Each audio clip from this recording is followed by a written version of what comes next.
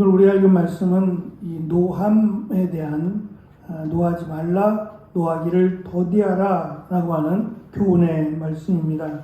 11절에서 노하기를 더디하는 것으로 시작하고 19절에서 노하기를 맹렬히 하는 자는 벌을 받을 것이라 는 말씀으로 우리가 읽은 시작되는 말씀 11절과 마무리되는 19절의 말씀이 동일하게 이 노하는 것에 대해서 가르치고 있고, 그 가운데에 있는 말씀들은 노하는 것 대신에 하려거든 징계를 하라라는 말씀으로 설명을 하고 있습니다.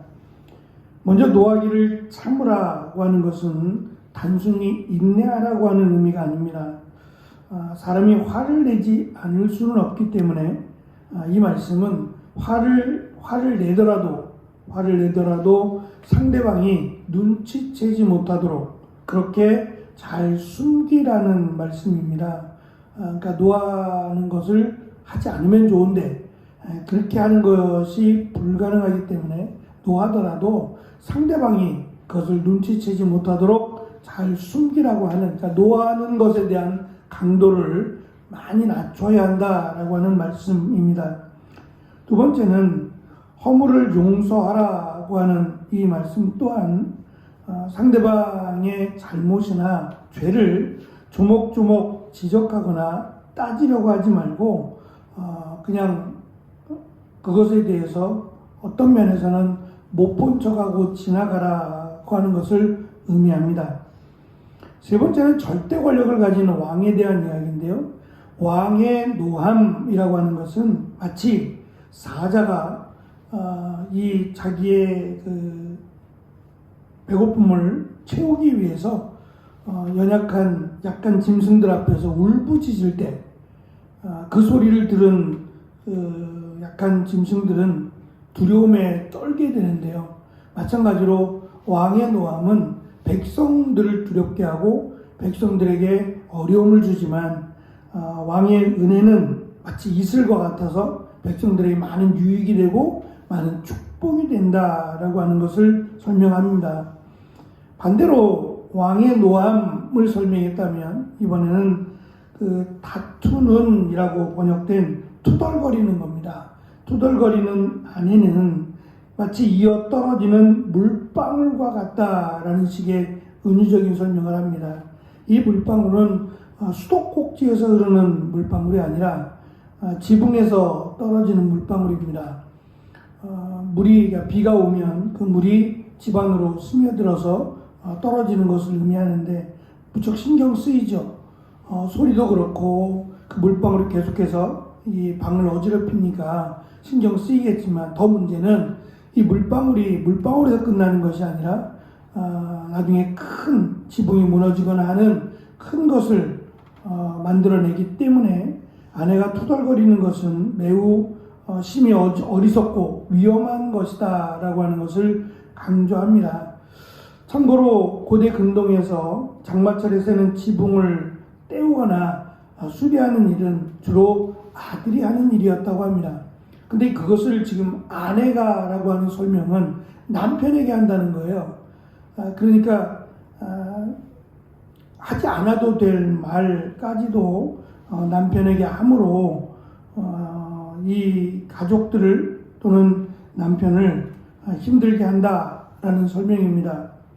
이어지는 14절의 말씀은 집과 재물이라고 하는 재산은 조상들에게서 유업으로 상속을 받지만 아내는 상속받을 수가 없잖아요. 그래서 지혜로운 아내는 하나님께서 주신 축복이라고 설명을 합니다. 그것이 집안에, 우리가 보통 집안에 며느리 이야기를 많이 하잖아요. 우리도 그런데 이스라엘 백성들에게 지혜로운 아내가 그 집안에 들어오면 그 집안에 하나님의 축복이다라고 하는 그런 그 속담이나 이런 것들이 있었던 것 같습니다. 15절과 18절은 반대로 게으르고 자기 행실을 주의하지 않는 자에 대해서 경고하고 있습니다. 게으른 자는 그의 미래가 없을 것이고 또 굶어서 죽을 것이라고 하는 단호함이 있는데, 이렇게 마치 자녀가 게으르고 자기 행실을 주의하지 않을 때 노하지 말고 분노할 것이 아니라 차라리 징계하라고 솔로몬은 강조합니다. 왜냐하면 징계라고 하는 것은 살리기 위한, 고치기 위한 것이 목적이기 때문에 노함이라고 하는 분노는 고치기 위함이라기보다는 자기도 자기를 감당하지 못해서 화를 내는 거기 때문에 그게 자기에게도 그리고 아들에게도 아무런 유익이 되지 않기 때문에 차라리 징계하라고 가르쳐주고 있습니다. 그래서 노하기를 더디하는 자가 지혜롭다라고 시작을 하고 맹렬히 노하는 자는 하나님의 심판을 받게 될 것이다 라고 마무리합니다. 이처럼 이 분노 또는 노함에 대해서 노하기를 더디하거나 노하기를 멈추라고 강조한 이유가 노함 또는 분노라고 번역된 이 단어가 사실은 저주하다라고 하는 단어가 포함되어 있어요. 그러니까 이 단어는 아무리 자녀가 게으르고 자기 행실이 바르지 못하다고 해서 해야 되는 건 아니라는 거죠. 그것은 원수들에게나 하나님을 대적하는 자들에게나 해당되는 일이지 사랑하는 가족들에게 또는 이웃에게 해당되는 일은 아닙니다. 그래서 심지어 가난한 자를 불쌍히 여기는 것은 마치 여호와께 꾸이는 것이라고 설명을 해요.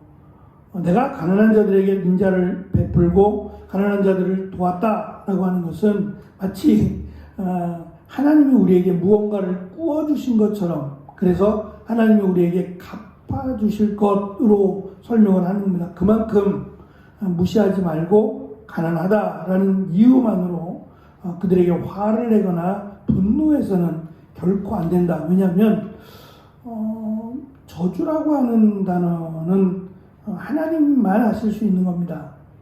그 사람이 약하고 부족하고 또는 잘못한다고 해서 우리가 저주하거나 저주해서는 결코 안 되는 일이죠. 왜냐하면 우리 안에는 하나님의 형상을 닮은 하나님의 은혜가 있어요. 모든 사람에게는 그가 부족하든 또는 그가 잘못을 하든지 간에 그는 그래도 하나님의 형상을 담은 똑같은 태어날 때부터 하나님의 형상을 담은 동일한 사람이에요.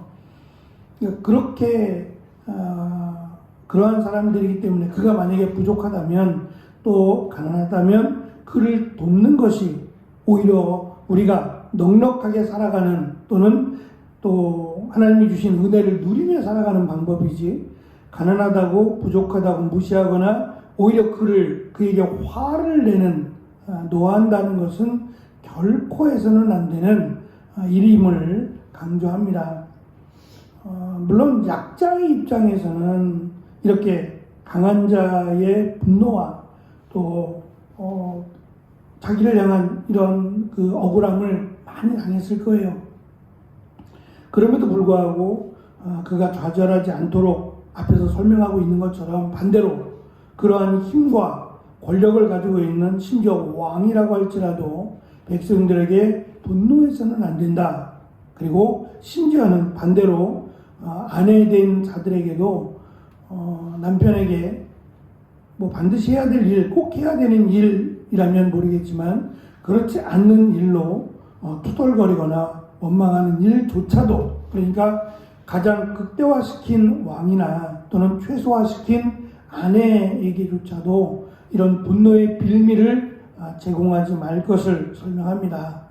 오히려 그러한 상황이 주어진다면 차라리 징계함으로 그가 바르게 세워져 갈 수 있도록 바르게 행동할 수 있도록 하는 것이 마땅한 일이다라는 식의 교훈을 합니다. 우리가 하는 말 가운데는 죄는 미워해도 사람은 미워하지 말라고 하는 말이 있습니다.